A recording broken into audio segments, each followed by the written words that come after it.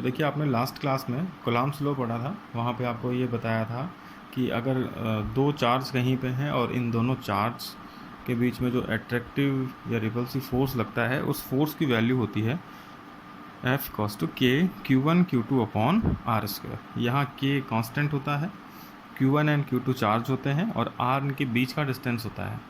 यहाँ K proportional constant है, इसकी वैल्यू भी आपको बता दी थी 1/4 पाई एप्सिलॉन नॉट। यहाँ एप्सिलॉन नॉट होती है परमिटिविटी ऑफ फ्री स्पेस।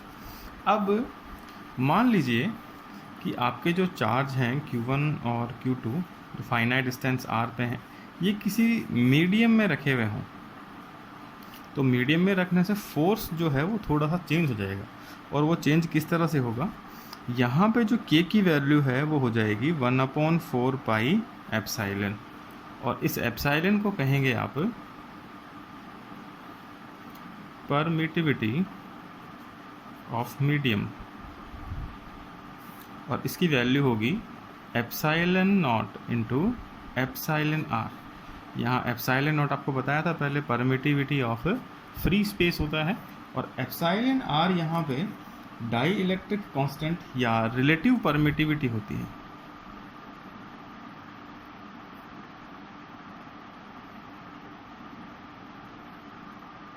तो इस तरह से ये मीडियम जो है वो दो चार्ज के बीच में फोर्स को इफेक्ट करता है। अब आगे देखिए कि इस एप्सिलॉन आर की वैल्यू होती क्या है। देखिए अलग अलग मीडियम के लिए अलग अलग इसकी वैल्यू होगी। तो यहाँ मैं मीडियम लेता हूँ और यहाँ इसकी वैल्यू ली जाती है। तो सबसे पहले देखते हैं एम्बर। एम्बर के लिए डाइलेक्ट्रिक कांस्टेंट जो है या रिलेटिव परमिटिविटी की जो वैल्यू है वो होगी 2.8। देखिए ये जो एक चीज़ है रिलेटिव परमिटिविटी, इसकी वैल्यू आएगी एप्सिलॉन अपॉन एप्सिलॉन नॉट, दोनों ही परमिटिविटीज़ है, इसलिए जो ये एप्सिलॉन आर जो होता है रिलेटिव परमिटिविटी, ये यूनिटलेस और डायमेंशनलेस होता है, इसलिए इसको यूनिट काम में नहीं लेंगे अपन। तो एम्बर के लिए ये वैल्यू होती है 2.8। सेकंड है एबोनाइट। एबोनाइट के लिए भी सेम 2.8 ही होता है। थर्ड है ग्लास। ग्लास के लिए जो वैल्यू है वो 5 to 10 तक वेरी करती है। कई तरह के ग्लास होते हैं, फ्लिंट वगैरह, आपको 5 से 10 के बीच में वेरी कराना होता है। कहीं भी न्यूमेरिकल में अगर एप्सिलॉन आर हो तो आपको क्वेश्चन में दिया हुआ होता है ये। फोर्थ है एयर। एयर की जगह आपके पास देखिए कोई गैस भी दी हुई हो सकती है, हाइड्रोजन, ऑक्सीजन, कुछ भी दिया हुआ हो सकता है, तो इसके लिए ऑलमोस्ट वैल्यू होती है 1। अगला है आपका वाटर। वाटर के लिए इसकी वैल्यू होती है 80। और फिर लास्ट अपन देखते हैं मेटल। मेटल कुछ भी हो सकता है, आयरन हो सकता है, गोल्ड हो सकता है, सिल्वर हो सकता है, इसके लिए इसकी वैल्यू होती है इनफाइनाइट। तो ये है एप्सिलॉन आर की वैल्यू जो इस फोर्स को इफेक्ट करेंगे। तो देखिए फोर्स की वैल्यूज बदलेंगे किस तरह से। आपके पास एफ ऑफ एम की वैल्यू होती है 1/4 pi epsilon naught epsilon R Q1 Q2 upon are square.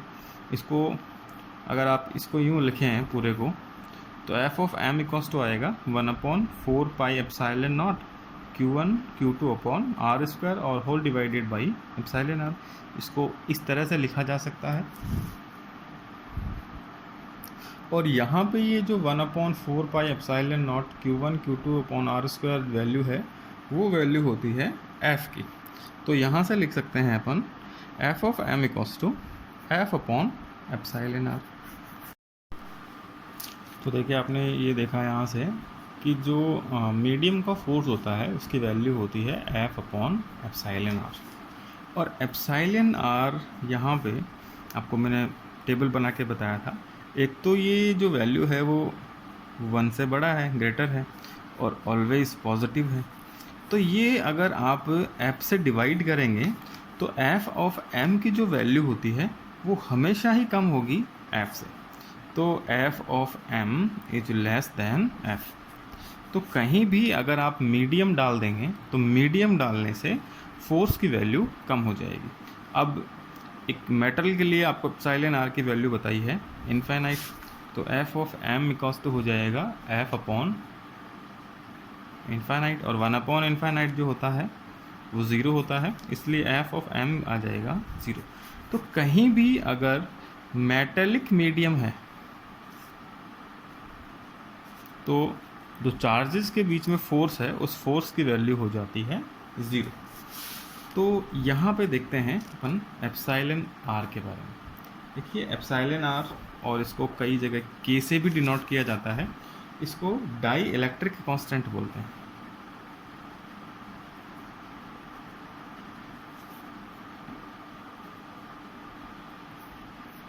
और इसका दूसरा नाम रिलेटिव परमिटिविटी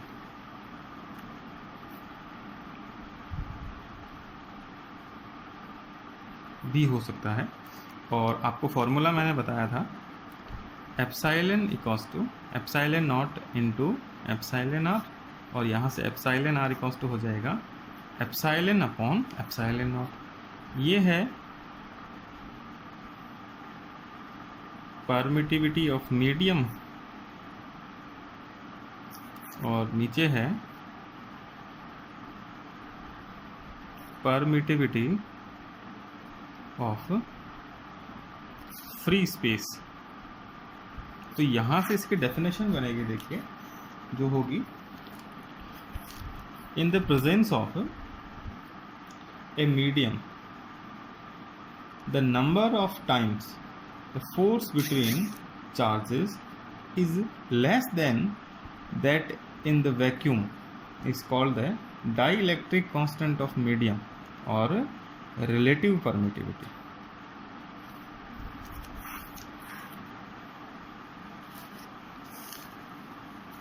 और इसे स्पेसिफिक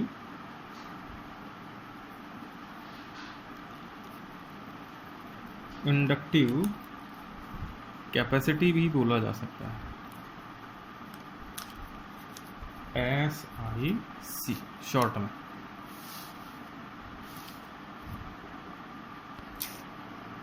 अब देखिए केस स्टडी करते हैं कूलॉम्स लॉ से रिलेटेड। तो अपन केस फर्स्ट लेते हैं इसके लिए। देखिए दो फॉर्मूले आपके पास आए। फ्री स्पेस में फोर्स का फॉर्मूला आपको बताया है 1/4 pi epsilon naught Q1 Q2 upon are square, और मीडियम के लिए फॉर्मूला आपको बताया है 1/4 pi epsilon Q1 Q2 upon are square. तो केस फर्स्ट लेते हैं कि आर की वैल्यू को चेंज करें, आर की वैल्यू को अपन हाफ कर दें, कि जो पहले चार्ज Q1 और Q2 आर डिस्टेंस पे थे, अब वो R/2 डिस्टेंस पे आ चुके हैं। तो जो चेंज हुआ है डिस्टेंस में वो कितना हुआ, R' इक्वल्स टू R/2। तो फोर्स में भी चेंज हो जाएगा, 1/4 पाई एप्सिलॉन नॉट कांस्टेंट है, ये चेंज नहीं होगा। Q1 और Q2 चार्ज हैं, इनमें आपने कोई चेंज नहीं किया है।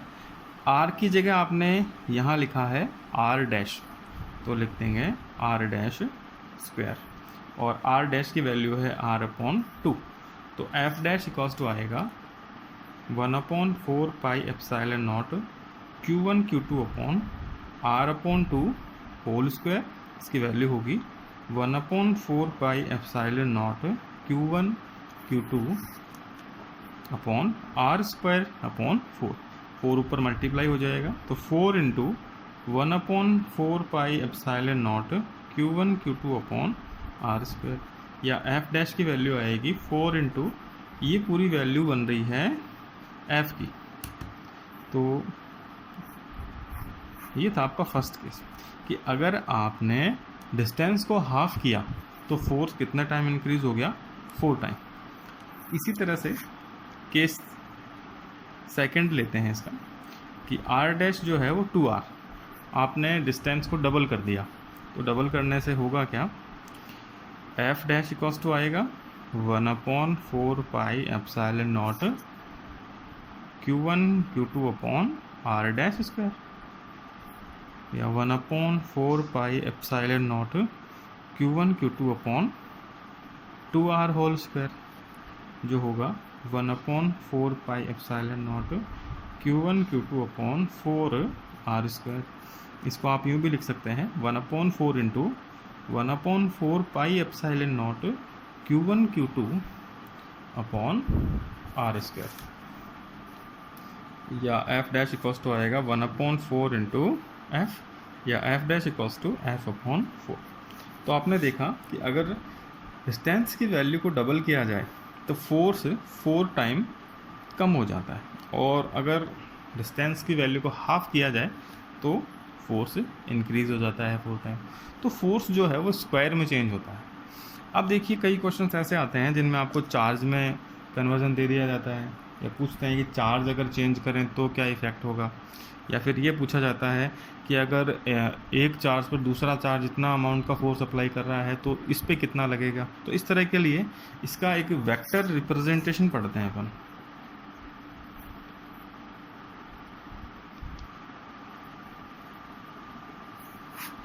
तो देखिए वो किस तरह से होगा। अब देखिए वेक्टर रिप्रेजेंटेशन या vector form of Coulomb's law. तो वेक्टर फॉर्म अपन पढ़ इसलिए रहे हैं क्योंकि फोर्स जो है एक वेक्टर क्वांटिटी होती है, ये हमेशा डायरेक्शन पर डिपेंड करती है। और यहाँ पे आपने देखा कि चार्ज जो है Q1 और Q2 वो दोनों ही फोर्स अप्लाई कर रहे हैं, चाहे अट्रैक्शन हो चाहे रिपल्सिव हो, कोई सा भी हो। तो इसलिए अपन इसका वेक्टर फॉर्म लेंगे, और इससे आपको ये भी पता चलेगा कि एक जो चार्ज, कि ये चार्ज दूसरे पे कितना फोर्स अप्लाई करेगा या दूसरा वाला इस पे कितना फोर्स अप्लाई करेगा। तो इसके लिए अपन एक कोऑर्डिनेट सिस्टम अज्यूम कर लेते हैं, एक्स एक्सिस है और ये वाई एक्सिस है, ये इसका ओरिजिन पॉइंट है O, और यहाँ पर मैं पॉइंट चार्ज Q1 अज्यूम कर रहा हूँ और यहाँ पर Q2 अज्यूम कर लेंगे। और इसके लिए जो पोजीशन वेक्टर्स हैं वो आएगा R1 वेक्टर और यहाँ आएगा R2 वेक्टर। जो डिस्टेंस Q1 से लेके Q2 तक है ये होती है आपकी डिस्प्लेसमेंट वेक्टर। तो इसके लिए देखिए आप, अगर आप इसको 1 से 2 की तरफ मेजर करें या 2 से 1 की तरफ मेजर करें तो स्केलर क्वांटिटी में तो ये एक ही बात है, पर वेक्टर में यहाँ पे डायरेक्शन चेंज होगी। तो यहाँ मैं लिखूँगा R21 वेक्टर जिसकी वैल्यू होगी R2 vector minus R1 vector, और नीचे वाले को लिखा जाएगा R12 वेक्टर और इसकी वैल्यू होगी R1 vector minus R2 vector. Q1 से Q2 की तरफ अगर जाएं तो डिस्प्लेसमेंट वेक्टर होगा R21 वेक्टर, और Q2 से Q1 की तरफ अगर आएँ तो डिस्प्लेसमेंट वेक्टर होगा R12 वेक्टर। इसी तरह से ये Q2 जो है वो Q1 पर फोर्स अप्लाई करेगा, इस फोर्स है F12 वेक्टर, और इसी तरह से जो Q1 Q2 पे अप्लाई करेगा वो होगा F21 वेक्टर। तो ये है इसका वेक्टर डायग्राम। अब देखिए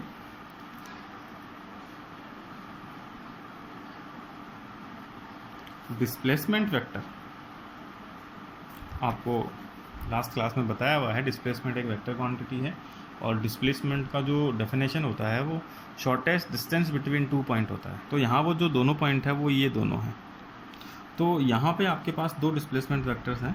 फर्स्ट है R21 वेक्टर जिसकी वैल्यू है R2 vector minus R1 vector, और सेकेंड वन है R12 वेक्टर, इसकी वैल्यू है R1 vector minus R2 vector. और इन दोनों को अपन लिख सकते हैं R21 vector is equals to minus R12 vector. सिर्फ डायरेक्शन का ही इफेक्ट है इनमें, बाकी तो ये सेम ही है, बिल्कुल दोनों डिस्टेंस एकदम सेम है। अब देखिए फोर्स निकाला जाता है, तो according to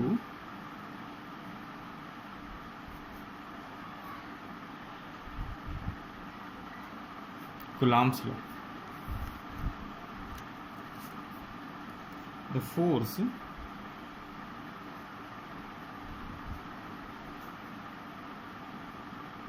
exerted on Q2 due to Q1। इससे कितना फोर्स अप्लाई हो रहा है और उस फोर्स की वैल्यू कितनी है, F21 वेक्टर।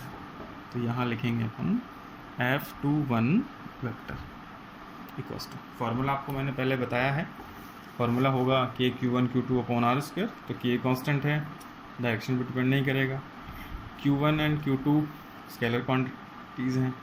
डिस्टेंस यहाँ पे जो है वो डिस्प्लेसमेंट वेक्टर लिया हुआ है, तो वो यहाँ पे वेक्टर क्वांटिटी आएगी। तो इसको अपन लिखेंगे R21 वेक्टर स्क्वायर।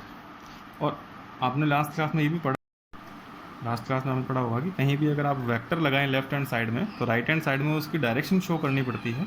तो यहाँ पे वो जो डायरेक्शन है वो यूनिट वेक्टर से आएगी, और वो यूनिट वेक्टर होगा R21 वेक्टर। तो फॉर्मूला हो गया इसका F21 vector equals to K Q1 Q2 upon R21 vector square and R21 cap. और इक्वेशन नंबर फर्स्ट से आपने देखा कि R21 की वैल्यू है R2 माइनस R1। तो F21 वेक्टर इक्वल टू आएगा K Q1 Q2 upon R21 की जगह लिखेंगे R2 vector minus R1 vector whole square और R21 कैप। और इसे अपन अज्यूम करेंगे इक्वेशन नंबर 2। अब देखिए इसी तरह से ही अपन F21 निकालेंगे। Similarly F of 1 2 vector equal to आएगा 1/4 pi epsilon naught Q1 Q2। R2 minus R1 की जगह हो जाएगा R1 vector minus R2 vector whole square और R12 cap. Equation number 3 is important. अब देखिए आपको बताया था मैंने कि डिस्प्लेसमेंट में सिर्फ डायरेक्शन का ही इफेक्ट है। तो R ऑफ 1 2 वेक्टर माइनस में इक्वल होता है R21 वेक्टर के। तो इसी तरह से अपन देखें तो F of 21 vector equals to हो जाएगा माइनस F12 वेक्टर। तो यहाँ से आपको ये पता चला कि दोनों फोर्स का मैग्नीट्यूड सेम है, सिर्फ डायरेक्शन जो है वो डिफरेंट है इनकी। तो जितना फोर्स Q1 Q2 पे अप्लाई करेगा उतना ही फोर्स Q1 Q2 पे अप्लाई करेगा, बस इन दोनों फोर्स की जो डायरेक्शन है वो अपोजिट हो जाएगी। और फोर्स की डायरेक्शन को शो करने के लिए यहाँ पर नेगेटिव साइन लिया हुआ है। तो ये है vector form of Coulomb's law. तो इससे आपको देखो क्वेश्चन ये पूछे जाएंगे कि कोई दो चार्ज हैं, एक चार्ज दूसरे पे इतना फोर्स अप्लाई कर रहा है तो दूसरा कितना करेगा। दोनों का फोर्स का अमाउंट सेम होगा, मैग्नीट्यूड दोनों का सेम होगा, बस दोनों की डायरेक्शन जो है वो एक दूसरे के अपोजिट हो जाएगी। तो ये था आपका कूलम्ब्स लॉ और वेक्टर रिप्रेजेंटेशन इसका। इस पॉइंट से आपके काफ़ी सारे न्यूमेरिकल्स सॉल्व हो जाएंगे।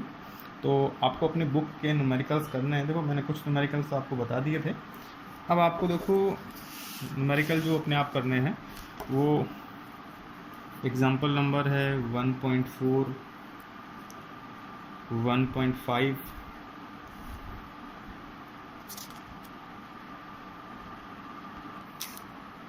1.6,